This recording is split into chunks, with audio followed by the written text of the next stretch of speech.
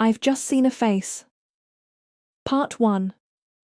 David, a computer science major in college, was completing the setup of his new bird feeding system.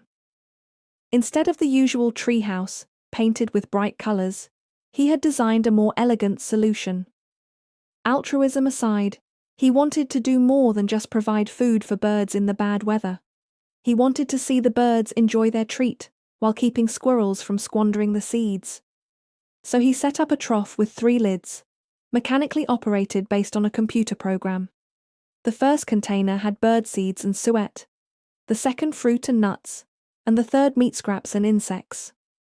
In front of the trough was a bar that activated a 13-inch LCD screen when the bird landed on it. On the screen was a picture of the 3 food types, corresponding to the placement of the trays. The bird would peck at the screen, and a touch sensor would open the appropriate food tray. If the bird didn't peck, a camera would snap a picture of him and open the tray that species of bird prefers. To complete the environment, video with the sounds of like birds would play from the LCD. But what about the bane of bird feeders, squirrels? The locked trays prevented them from eating. If a squirrel pressed the landing bar, the camera would snap a picture of the offender, then play a 3D video, complete with sounds of foxes, coyotes, hawks, owls, and snakes eating squirrels. The longer the squirrels stayed there, the more graphic the video progressed. Last but not least, a small spray of that predator's scent would shoot onto the squirrel's leg. Don't worry, it washed away in the next rain. Needless to say, most squirrels never returned to the bird feeder. No matter where David was, he could enjoy the feeder. A second wireless camera sent a signal to the internet, so he could watch from any computer. He even wrote an app, so he could watch the action from his cell phone. Why all the work to feed birds?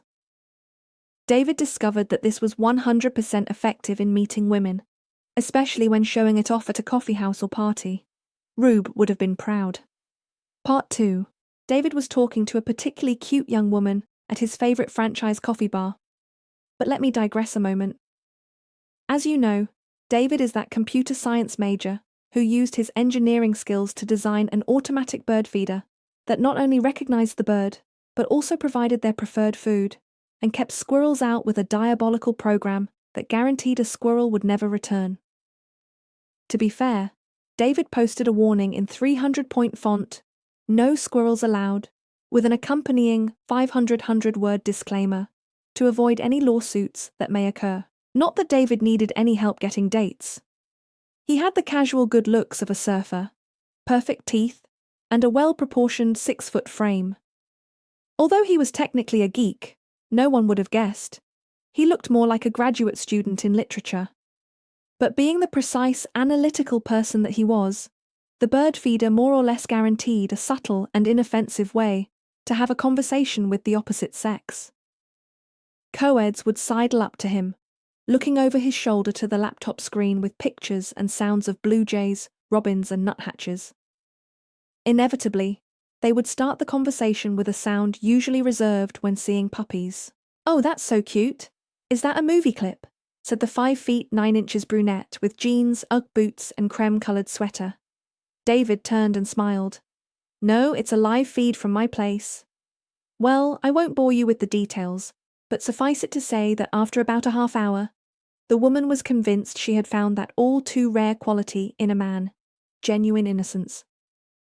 David never divulged his methodology to any friends or even family. That might put an end to his understated masterpiece. 94 times out of 100, we saw the statistics, the woman would want to visit the apartment and see for herself. Partly to confirm David's claim that he designed and built the best bird feeder, but also to learn more about her new love interest. Since birds feed mostly at dawn and dusk, David had women asking to spend time at his home during sunrises and sunsets, enhancing the romance. But you can't just stand next to the feeder. Birds won't come close. No, you have to view from the second floor of his bedroom, meticulously cleaned and fresh. New Age music and scented candles, unlit for the moment, completed the ambience. "Is that a blue jay?" said Karen. "Yes, you see most of them in April, their mating season," replied David. "Look, 2 more birds. What are they?" David looked closely.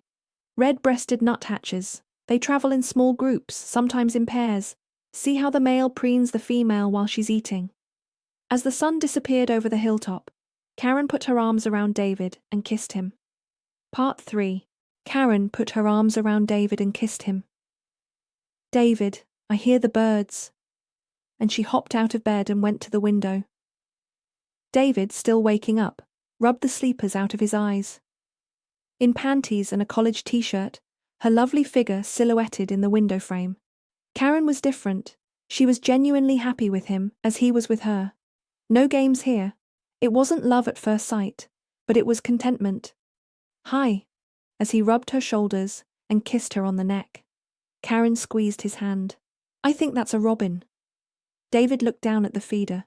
No, it's a stone chat, but they look the same. David's days of short affairs were over. Even though he had manipulated Karen into his arms, he had found an honest and wonderful relationship. Over the next few weeks, he realized that Karen was perfect for him. It seemed like whenever he needed anything, Karen was there. She knew when he needed to work and when he needed to relax, what stressed him out and all of his interests. She understood him completely. Their lives had become complementary, like puzzle pieces fitting just so.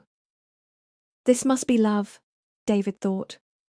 I guess I won't be needing the bird feeding program anymore. Anna was looking through Karen's social networking program when she came in. Hey Anna, you'll never guess what. David and I are going to a bed and breakfast up the coast this weekend. Anna looked up smiling. I knew you two would hit it off. I had a feeling as soon as I started entering the data. Karen looked over her shoulder. So who are you looking for? Anna replied, It says Jeff Olson would be a good match for me.